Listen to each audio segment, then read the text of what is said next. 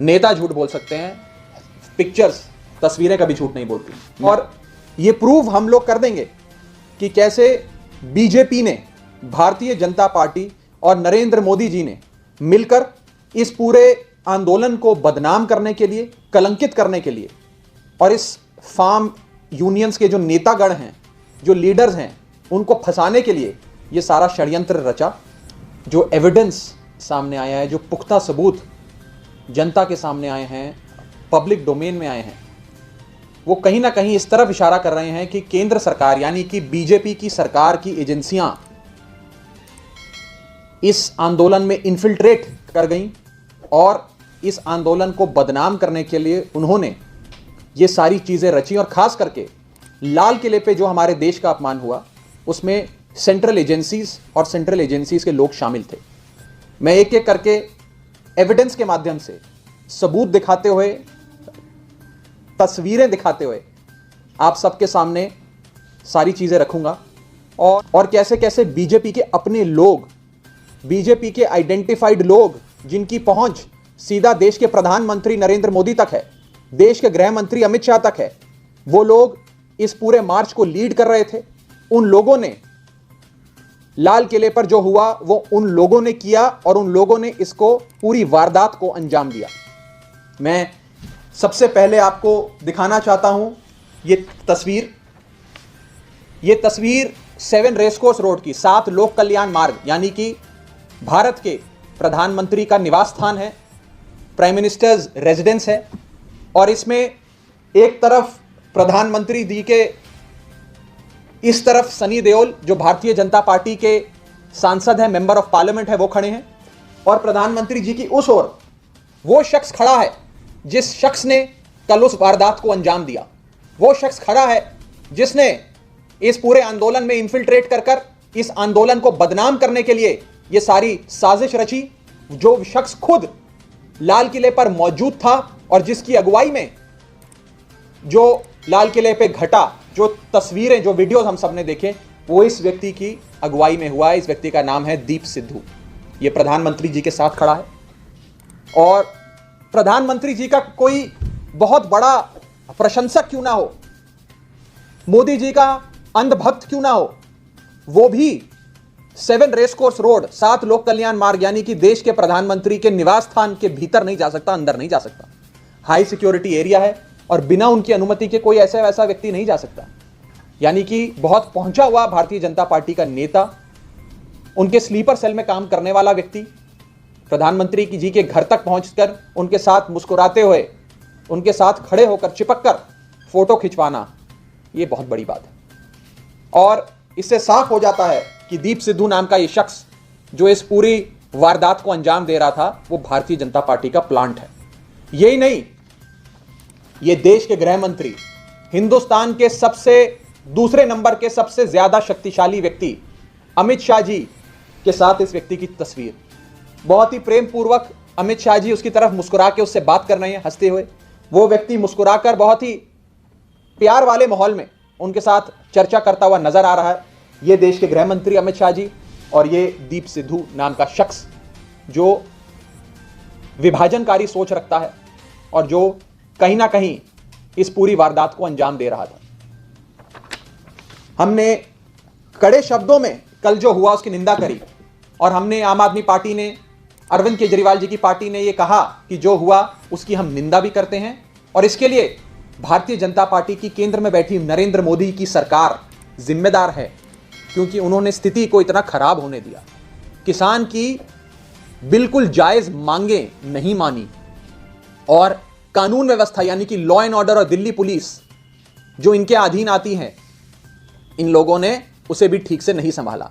लेकिन आज ये नजर आया, ये सामने आया कि भाजपा के एजेंट, केंद्र सरकार, मोदी की सरकार की सेंट्रल एजेंसियों के एजेंट, स्लीपर सेल में जो काम करते हैं भाजपा के, वो इस आंदोलन में इन्फिल्ट्रेट कर चुके थे, घुस चुके थे और उन लोगों ने इस पूरी वारदात को अंजाम दिया है। ये लोग हैं जो इस आंदोलन को खत्म करने के लिए, बर्बाद करने के लिए पूरी तरीके से मास्टरमाइंड भी हैं और किंग पिन भी हैं।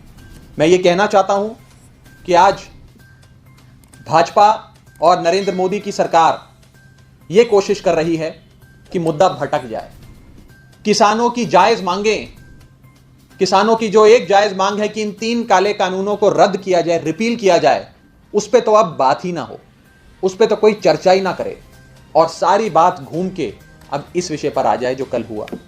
और इसी श्रृंखला में हमने देखा कि दिल्ली पुलिस ने किसान नेता जो ना यहां मौजूद थे और जो ना इस हुड़कंप और जो ये वायलेंस हुआ, वैंडलिज्म हुआ, उसमें इन्वॉल्व थे, कहीं दूर दूर तक नजर नहीं आए, उनके खिलाफ मुकदमे दर्ज कर दिए। और अभी तक वो लोग जिन्होंने देश का अपमान किया, भारत माता का अपमान किया, उनके खिलाफ कोई एक्शन नहीं लिया गया। मैं पूछना चाहता हूं कि अभी तक इस शख्स को भाजपा की एजेंसियों ने गिरफ्तार क्यों नहीं किया? अभी तक इस शख्स को भाजपा ने क्यों प्रोटेक्शन, क्यों संरक्षण दिया हुआ है? यह बात हम सब भारतीय जनता पार्टी से पूछना चाहते हैं।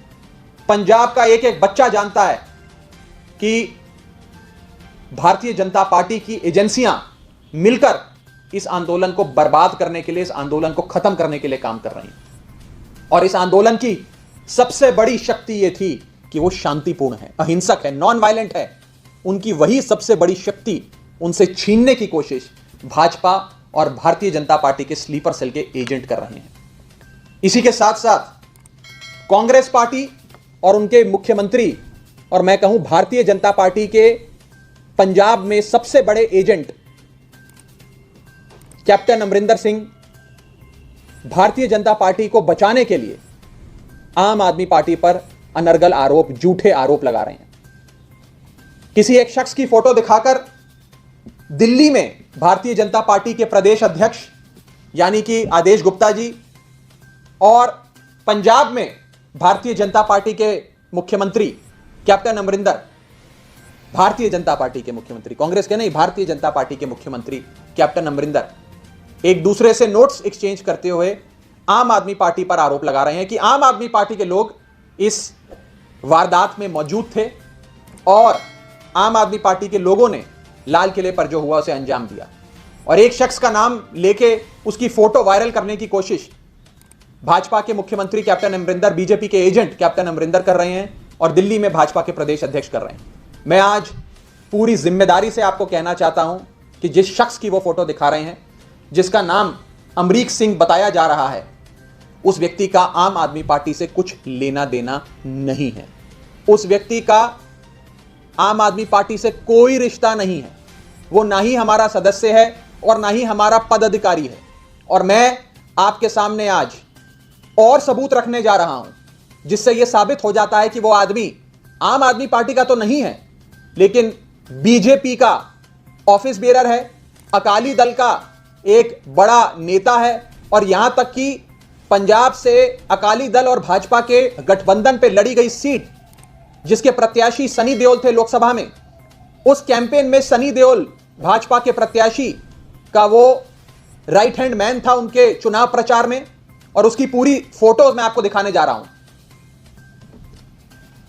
ये रहा वो शख्स अमरीक सिंह जो सनी देओल साहब के साथ नजर आ रहा है।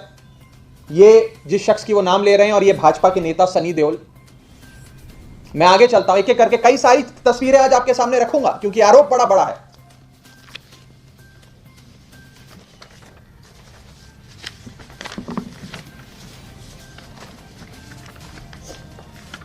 ये देखिए सनी देओल साहब के साथ उसकी दूसरी तस्वीर जिसमें वो उनके कैंपेन में है। सनी देओल का कटआउट, परवेश वर्मा का कटआउट लेकर ये उनके लिए चुनाव प्रचार में वोट मांग रहा है। अब वोट तो वही आदमी मांगता है जो उनका नेता हो, उनका पदाधिकारी हो, उनका कार्यकर्ता हो। ये सनी देओल भाजपा के नेता, परवेश वर्मा भाजपा के नेता, दोनों लोकसभा के भाजपा के सांसद उनके साथ रोड शो कर रहा है, पदयात्रा कर रहा है, उनके लिए वोट मांग रहा है। ये कोई छोटी बात नहीं है साथियों। ये शायद अगर कांग्रेस पार्टी और बीजेपी आरोप ना लगाते तो हमें पता भी ना लगता, हम भी ये रिसर्च नहीं कर पाते। वो तो जब हमने थोड़ी तफ्तीश करी तो पता लगा कि आदमी असल में भाजपा का और अकाली दल का आदमी है जिसने दीप सिद्धू के साथ मिलकर इस काम को अंजाम दिया। मैं और तस्वीरें दिखाता हूं। हरसिमरत कौर बादल जी अकाली दल की बहुत बड़ी नेता, केंद्र में नरेंद्र मोदी की सरकार में वजीर रही, उनके साथ यह आदमी खड़ा है। चुनाव प्रचार की यह फोटो है, चुनाव प्रचार चल रहा है अकाली दल के साथ, वो चुनाव में अकाली दल के लिए वोट मांग रहा है। भारतीय जनता पार्टी के दिग्गज नेता नितिन गडकरी साहब के साथ यह व्यक्ति अमरीक सिंह खड़ा है जिसने कल लाल किले पे हुड़कंप मचाया। आप देख सकते हैं, नेता झूठ बोल सकते हैं, पिक्चर्स, तस्वीरें कभी झूठ नहीं बोलती। तौर पे इस मूवमेंट में, इस आंदोलन में इन्फिल्ट्रेट कर घुसकर इस आंदोलन को बदनाम करने के लिए उन्होंने इस आंदोलन को एक हिंसक रूप दिया। मैं यही कहकर अपनी बात को समाप्त करूंगा। किसी भी साथी का कोई सवाल हो तो आप पूछ सकते हैं। कल तस्वीरें वायरल हुई, आपने देखा होगा लाल किला की, जिसमें दिल्ली पुलिस के जवानों को तमाम जो किसान है वो पीट रहे। किस तरह आपको रिएक्शन? देखिए, देश के किसान का लहू बहे या हमारे देश के जवान का लहू बहे, दुख तो भारत माता के सीने में ही होगा। दोनों ही भारत माँ के बेटे हैं। सबसे ज्यादा दुख तो हमारी भारत माता को पहुंचा उससे। मुझे लगता है कि दुख का विषय है बहुत ज्यादा कि स्थिति को इस स्तर तक नरेंद्र मोदी जी की सरकार ने आने दिया, भाजपा ने आने दिया कि किसान और जवान आमने सामने हो जाएं। मैं हिंसा की कड़ी निंदा करता हूं, मार पिटाई की निंदा करता हूं। जिसका भी लहू बहा नहीं बहना चाहिए, चाहे वो हमारे वीर जवान हो या हमारे वीर किसान हो। और केंद्र सरकार से ये डिमांड करता हूं कि अभी तत्काल प्रभाव से इन 3 काले कानूनों को रद्द करे और आगे शांति बनी रहे, आपस में अमन, प्यार, शांति, भाईचारा बना रहे, उस दिशा में काम करें। सब्सक्राइब कीजिए न्यूज रिएक्शन चैनल को और प्रेस कीजिए नोटिफिकेशन बेल को ताकि आप पास के लेटेस्ट न्यूज अपडेट्स सबसे पहले